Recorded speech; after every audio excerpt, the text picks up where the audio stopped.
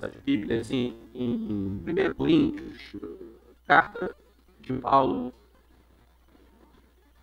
a igreja de Corinto, 1 Coríntios, capítulo 13. E essa noite nós vamos olhar para a eternidade do amor. Versículo 8 ao 13. Eu preciso agora chamar aqui à frente o nosso leitor oficial da Palavra de Deus, Raul Souza Júnior, quem nos abençoar.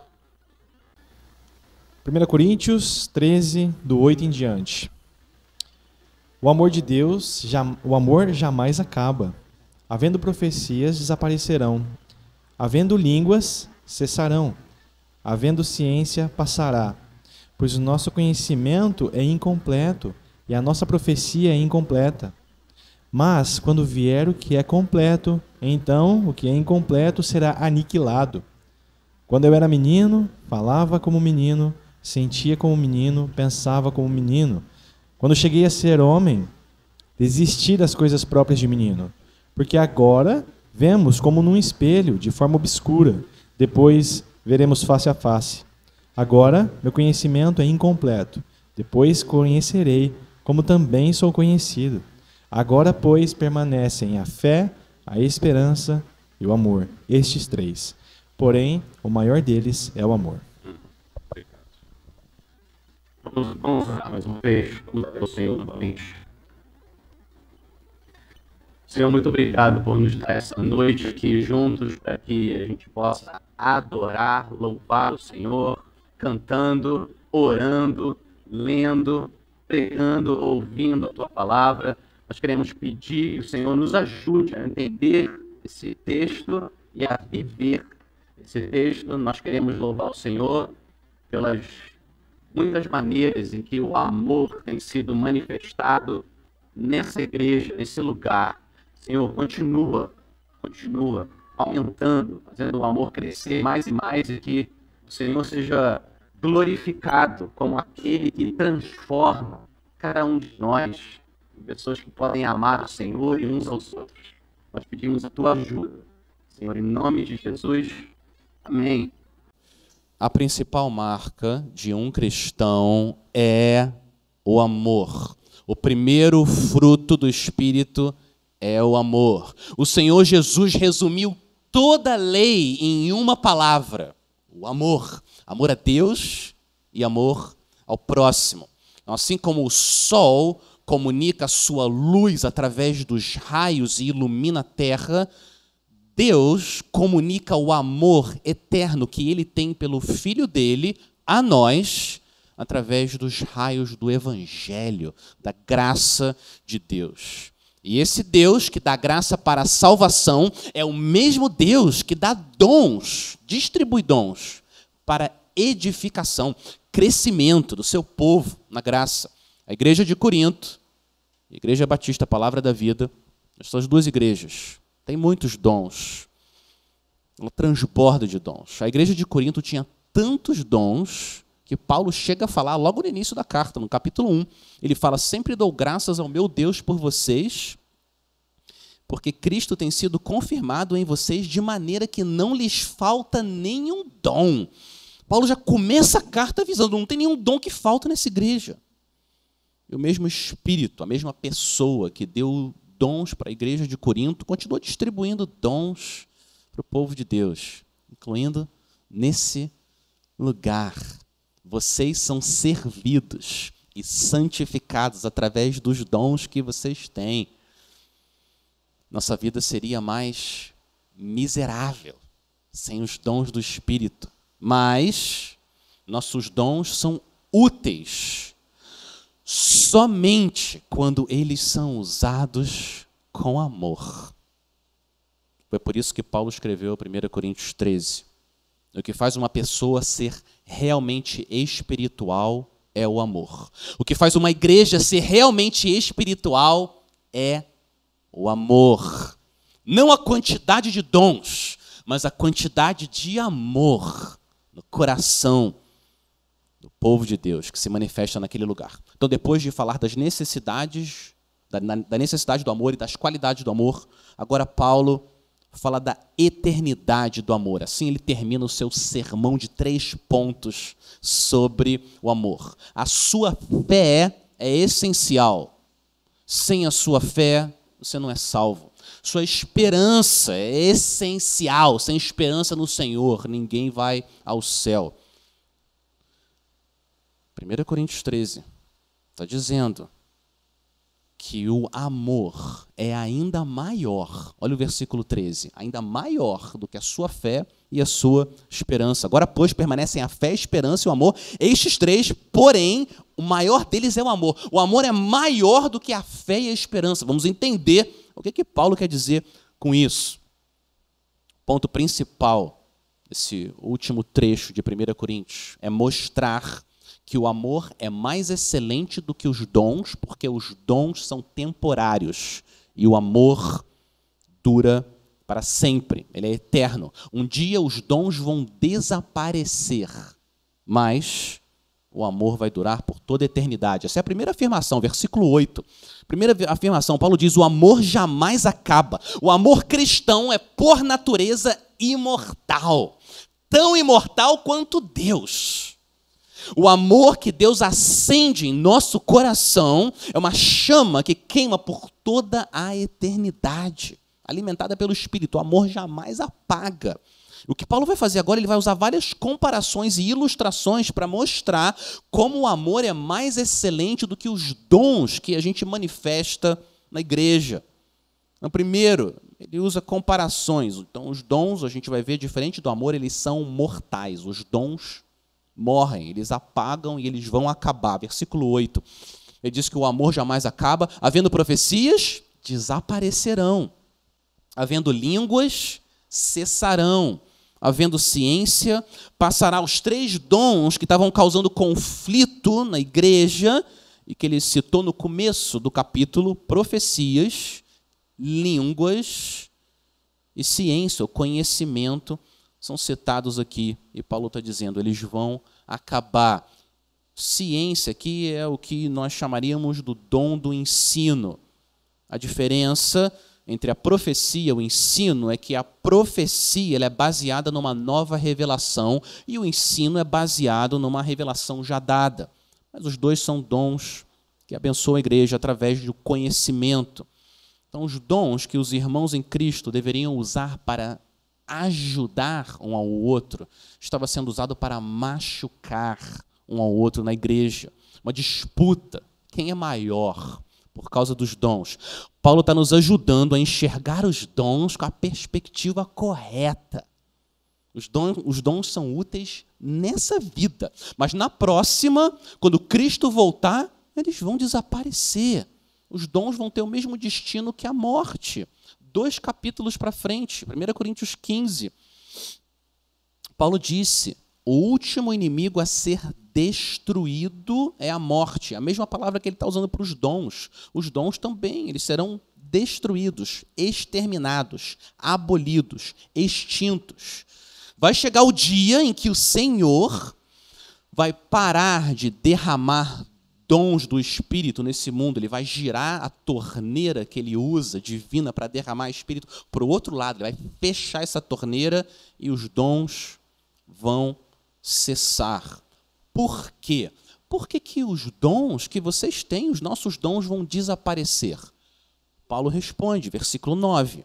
A resposta é, pois, versículo 9, porque o nosso conhecimento é incompleto e a nossa profecia é incompleta, ou seja, os dons são incompletos. Mas, quando vier o que é completo, quando Cristo voltar, então o que é incompleto, que são os dons, será aniquilado. Então, o que Paulo está fazendo aqui? Ele está comparando 2 épocas da história.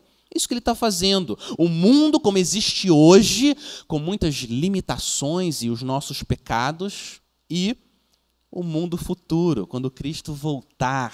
Então, no versículo 10, quando ele fala, quando vier o que é completo, ele está se referindo à volta de Cristo. O Senhor Jesus vai voltar. Esse Rei da Glória que a gente estava cantando aqui agora há pouco, ele vai voltar para esse mundo. E quando ele voltar, os dons serão extintos. Então, o argumento de Paulo, ele está mostrando aqui, e a gente sabe que, quando ele fala quando vier, no versículo 10, quando vier o que é completo, a gente sabe que ele está falando da volta de Cristo, porque logo mais na frente, no 12, ele fala que a gente vai ver Cristo face a face. Então, é da volta do Senhor que ele está dizendo. O argumento dele, em resumo, é o seguinte: coisas incompletas, elas deixam de existir quando aquilo que é completo, o fim, chega. Esse é o argumento dele. Imagine, por exemplo, deixa eu tentar ilustrar aqui.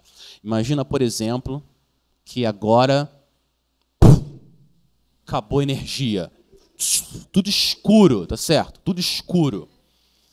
O que eu imagino que ia acontecer? Faltou luz hoje à tarde lá na casa. Eu imagino que segundos depois, várias pessoas estariam com o celular, com a lanterna do celular aqui iluminando. Ia ajudar, ia ser uma bênção ter a lanterna do celular enquanto não tem energia aqui, está tudo escuro. Claro, certamente, vai nos ajudar a enxergar mais a lanterninha do celular.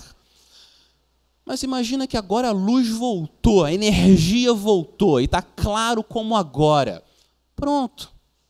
Passou o tempo da lanterna do celular ter alguma utilidade, porque agora a gente tem energia e luz. É isso que Paulo está mostrando. Quando chega o que é completo, a energia voltou, o que é incompleto, a lanterna do celular, perdeu o propósito.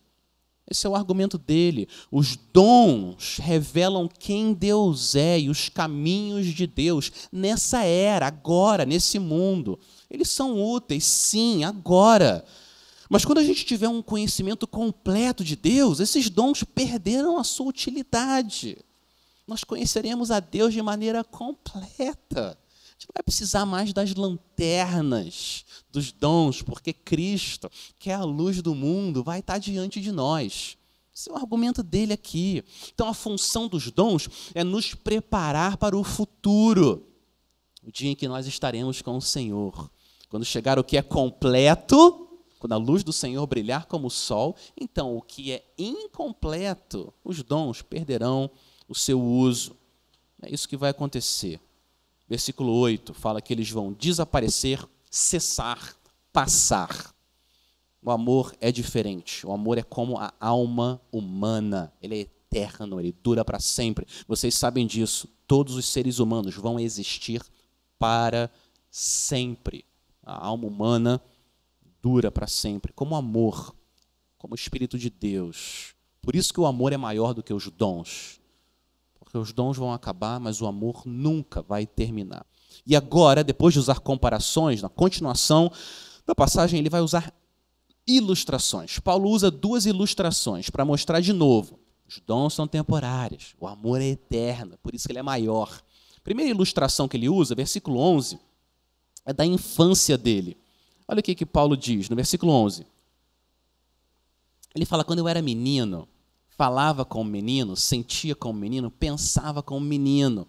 Quando cheguei a ser homem, desisti das coisas próprias de menino. Existem coisas que são apropriadas você fazer quando você é uma criança, claro. Mas quando você se torna um adulto, essas coisas cessam, param, elas deixam de existir. Você imagina uma criança, 3 anos, um menino brincando de carrinho aqui no chão da igreja, certo? Criando aquele mundo imaginário. E uma menina de 3 aninhos brincando de boneca. Você vai olhar aquilo, absolutamente normal, saudável. São crianças, estão brincando. Agora, o que você ia pensar se terminando o culto, eu sento aqui no chão com o pastor Edson, Tiago, Mateus, e a gente começa a brincar de carrinho.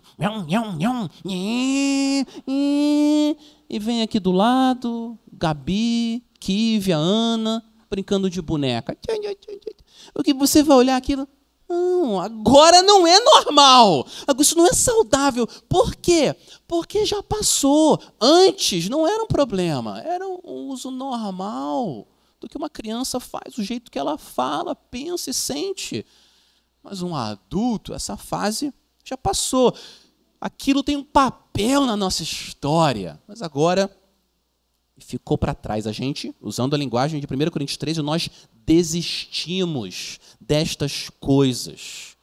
Paulo não está dizendo que os dons são para os imaturos, não é esse o ponto dele, que os cristãos maduros deixam os dons para trás e agora eles só pensam em amor. Não é isso.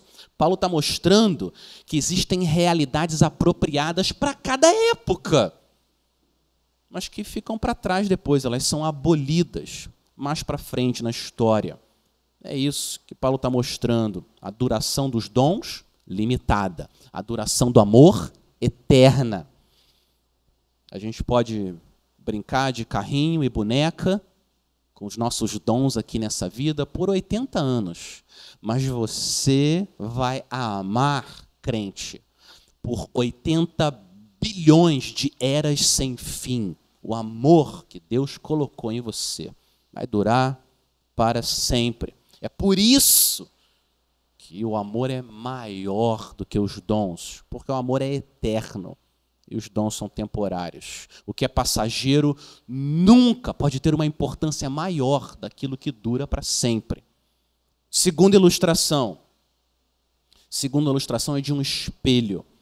Versículo 12. Paulo agora repete o contraste entre o agora, esse mundo, e o depois, o novo mundo, quando Cristo voltar. Ele faz dois contrastes. Versículo 12. Porque agora vemos como num espelho, de forma obscura.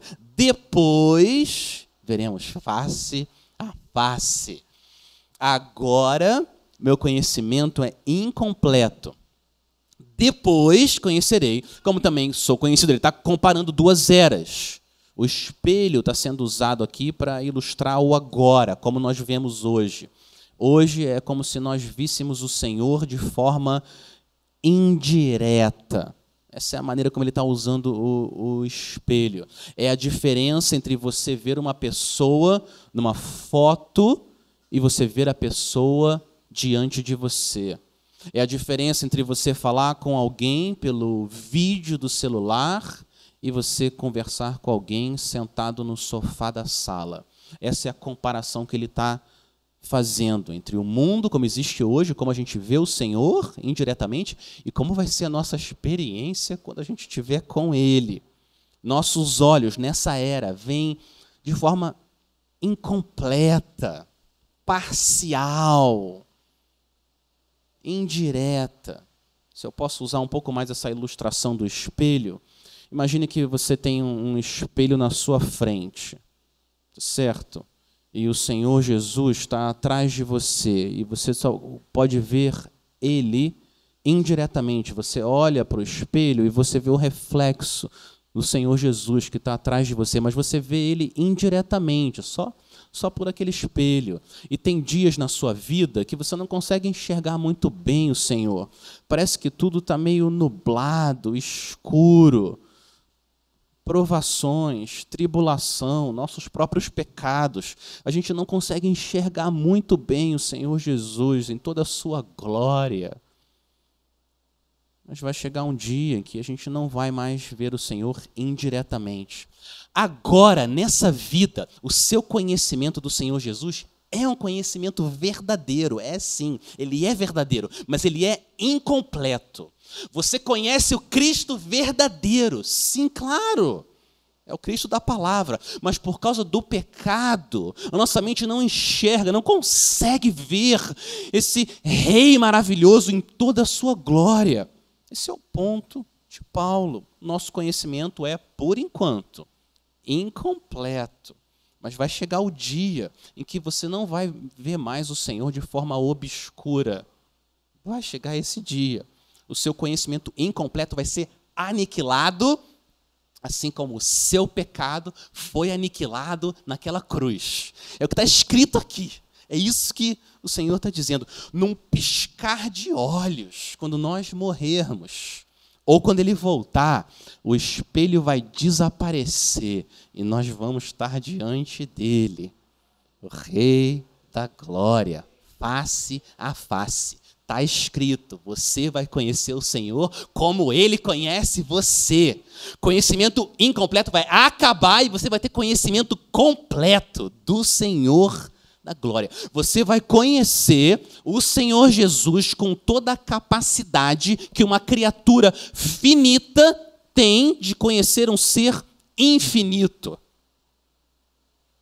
Nossa capacidade de entender quem Deus é e toda a obra de Cristo, especialmente a obra dele na cruz, a nossa capacidade, ela vai ser transportada para um nível tal, a gente vai ter tal clareza do que o Senhor fez, e tal força de conhecimento, que vai nos levar a nos prostrarmos em gratidão, num estado de maravilhamento que nunca vai terminar, por toda a eternidade. A nossa capacidade de experimentar, sentir, provar da doçura que é ter comunhão com o Senhor. Você sabe o que é isso, crente? Aqui você experimenta um pouco dessa doçura, mas a sua capacidade de experimentar essa doçura, de ter comunhão com o Senhor, ela vai ser tão alargada, tão expandida, que você vai ficar num estado de deleite, satisfação e prazer sem fim, por trilhões de anos. E a gente precisa de um corpo glorificado para poder expressar o que é isso. A sua capacidade de contemplar a glória do Cordeiro vai ser transformada a tal ponto que as nossas afeições vão ser completamente consumidas por Ele, todo o nosso ser. Existe um versículo, se vocês quiserem lá, 1 João, vamos lá, eu quero mostrar para vocês uma coisa. 1 João capítulo 3, tem um versículo na Bíblia que dá uma informação importante para a gente sobre essa nossa transformação nesse estado de glória, que Paulo está falando aqui em 1 Coríntios 13. Eu acho que complementa bem para a gente entender o que vai acontecer conosco, crentes no Senhor Jesus. 1 João capítulo 3, versículo 2. Depois a gente vai voltar para 1 Coríntios 13. 1 João, capítulo 3, versículo 2. Amados da Igreja Batista Palavra da Vida, agora somos filhos de Deus, mas ainda não se manifestou o que haveremos de ser. Sabemos que, quando Ele se manifestar, seremos semelhantes a Ele. Por quê? Por que quando Jesus se manifestar você vai ser semelhante a Ele? Porque haveremos de vê-lo como Ele é. João está dizendo que a causa mais imediata de você ser aperfeiçoado, glorificado, de ser como Jesus é porque você vai ver Jesus como Ele é. Cristo face a face. É por isso. Você vai ver quem é realmente esse Rei da Glória que a gente cantou aqui, o Alfa e o Ômega, o primeiro e o último, o princípio e o fim, o grande Redentor, Salvador do povo de Deus. O que vai acontecer é que essa visão que você vai ter quando você vê o Senhor Jesus por quem Ele é, essa visão, ela vai ter um efeito tão forte no seu coração. A beleza de quem Cristo é vai ser tão impressionante, Ele vai ser tão adorável para você, que as suas afeições vão ser completamente controladas por amor a Ele. Então o pecado vai perder toda a força que hoje ele tem em nós, para sempre, porque a gente vai conseguir ver quem Ele é. O desejo do nosso coração vai ser só adorá-lo, e o pecado vai ser aniquilado, exterminado, destruído. A única coisa, esse é um bom pensamento para você meditar, meu irmão, minha irmã, a única coisa que você vai ser capaz de fazer quando você vê o Senhor Jesus é amar. Amar a Ele e amar os outros. Para sempre. A experiência do pecado também é temporária, por causa do que Ele fez na cruz por nós. João está dizendo que Deus vai remover todo o pecado que resta em nós, nos dando olhos para ver Cristo. E o amor por Ele expulsa o pecado. Quero dizer para vocês que Jesus conquistou com o sofrimento dele na cruz, com a morte e a ressurreição dele, o Senhor Jesus conquistou muitos e muitos e milhões de milhares de benefícios para nós. Incontáveis benefícios que ele conquistou quando ele morreu e ressuscitou. Mas o maior desse baú de tesouros que ele conquistou, o maior de todos, está aqui em 1 Coríntios 13. O maior dom, o maior presente que nós recebemos quando Jesus morreu por nós e você recebeu Jesus pela fé, está no versículo 12. Depois veremos face a face. Essa é a coroa do Evangelho da Graça. Jesus morreu para que a gente pudesse ver quem Ele é. Pensar nessa coroa, meu irmão, minha irmã, você meditar nessa coroa, que você vai ver o Senhor Jesus finalmente por quem Ele é e vai adorar Ele para sempre, tem poder suficiente para soprar esperança no seu coração, nessa peregrinação difícil que é o mundo aqui. O sofrimento é real, o seu sofrimento é real, claro, mas a glória que você vai experimentar nesse outro mundo é ainda mais real, porque ela vai durar para sempre. O sofrimento também é temporário, a glória não. A glória não é temporária, a glória também é eterna. Tem mais um último comentário, antes da gente entrar no último versículo, sobre o nosso estado de conhecimento completo. Teve um homem de Deus chamado Jonathan Edwards. Ele teve um insight que eu acho que ajuda a gente a conseguir perceber um pouco mais da grandeza da glória que vai ser essa vida futura com o Senhor Jesus. Ele uniu o fato de Deus ser infinito e a glória ser eterna. Ele juntou esses dois fatos com o nosso conhecimento de quem Deus é. E olha o que ele disse. Ele disse que o nosso conhecimento, sim, ele vai ser perfeito, mas o seu conhecimento sobre Deus, ele vai se expandir por toda a eternidade. Olha isso. É um tipo de completo que vai sempre se expandindo para mais e mais e mais e mais e mais completo ainda. Olha o que esse homem disse sobre a experiência que os cristãos têm no céu, que vai ser a sua experiência daqui a pouco. Você que está confiando no Senhor Jesus. Olha o que ele disse. Abre aspas. O conhecimento deles, dos cristãos, irá crescer por toda a eternidade. E se o conhecimento cresce, sem dúvida cresce também a santidade deles. Porque à medida que eles crescem no conhecimento de Deus e nas obras de Deus, mais eles veem da excelência de Deus. E quanto mais eles veem da excelência de Deus, mais eles irão amá-lo.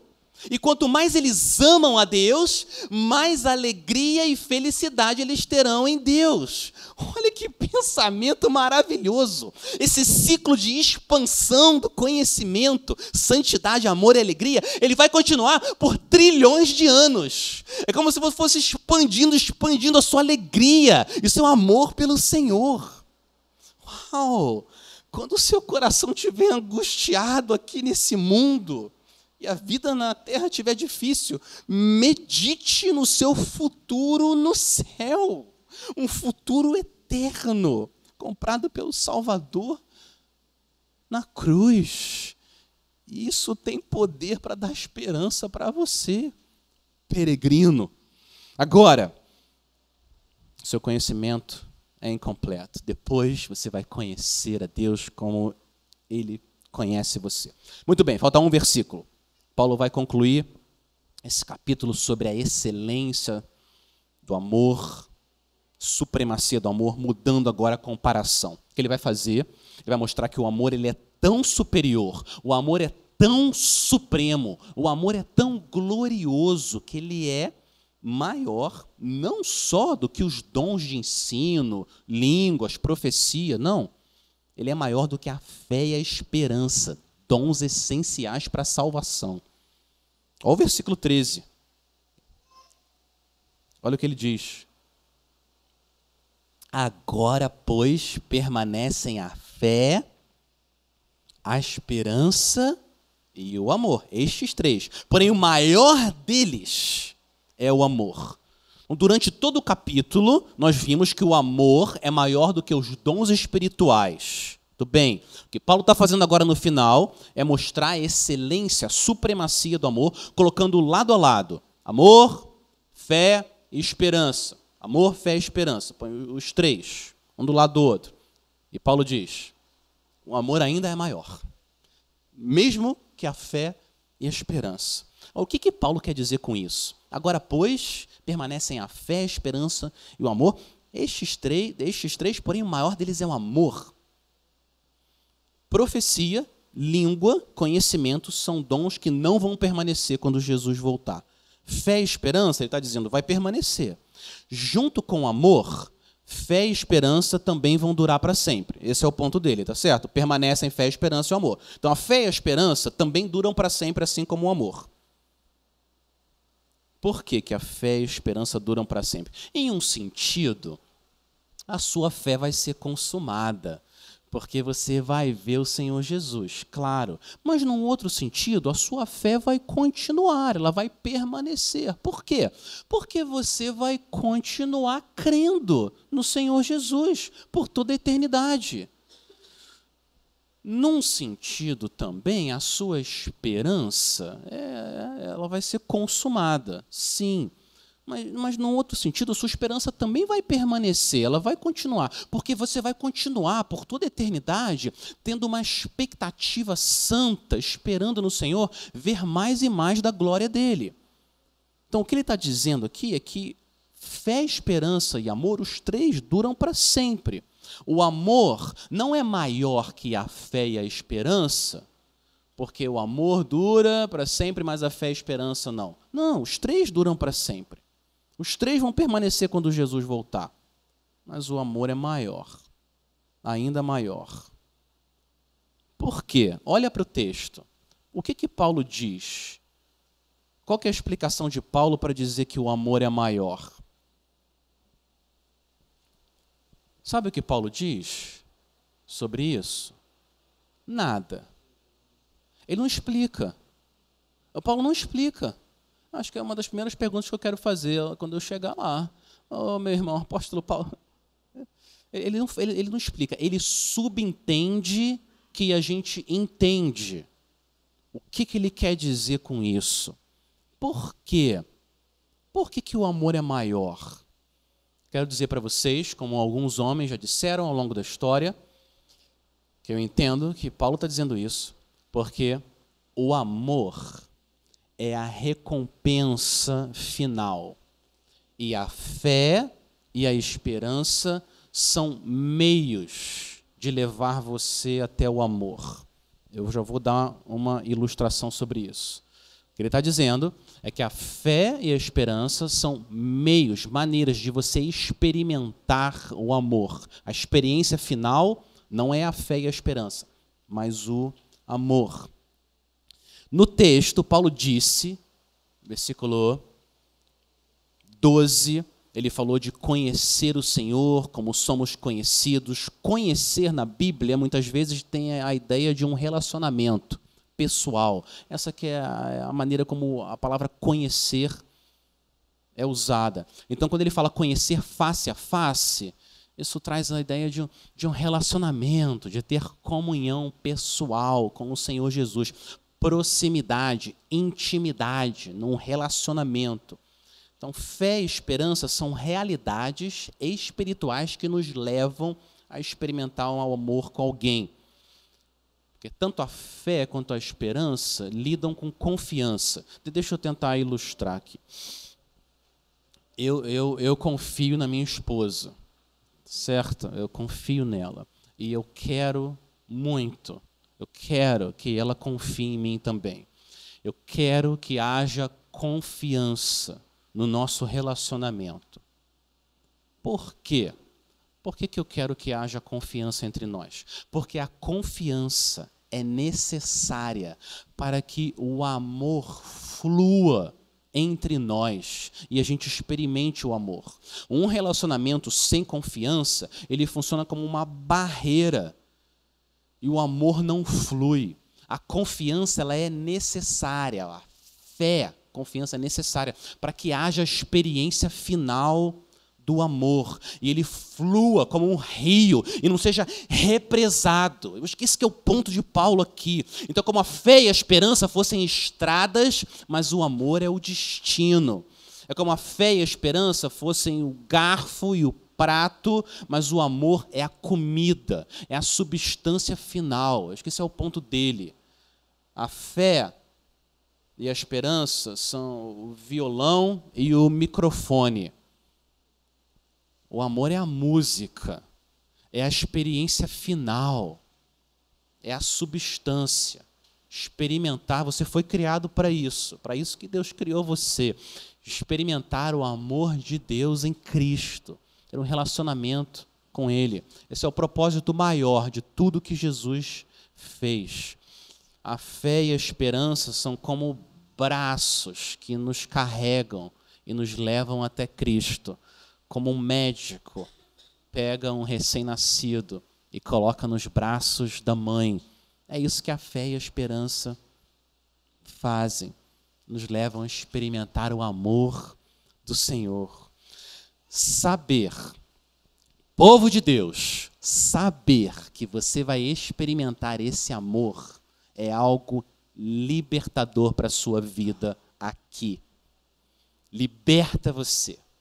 Porque agora você não precisa ter medo de como as pessoas vão reagir ao que você vai fazer. Você não precisa ter medo. Você não precisa manipular as situações para as pessoas fazerem o que você quer. Você não precisa mais ficar na dúvida do que eu vou fazer com meus dons, o meu tempo, o meu dinheiro. Você não precisa ficar na dúvida e com medo. Por quê? Porque você já sabe o que vai acontecer com você. Você já sabe o que vai acontecer com você. Em breve eu vou ver o meu rei face a face. Você já sabe o final da história. Então agora você está livre para se arriscar e amar as pessoas. E não ficar com medo do que pode acontecer com você. O final da história já foi determinado. Isso é libertador. Isso faz a gente amar o Senhor e as pessoas à nossa volta. Você vai ver o rei em toda a sua glória e majestade. A igreja em Corinto era uma igreja que estava cheia de conflito, cheia de dom, mas cheia de conflito, por causa das diferentes maneiras que eles enxergavam o culto, diferentes opiniões, diferentes classes sociais, cheios de problema durante a ceia. A solução bíblica para remover conflitos da igreja é a eternidade do amor.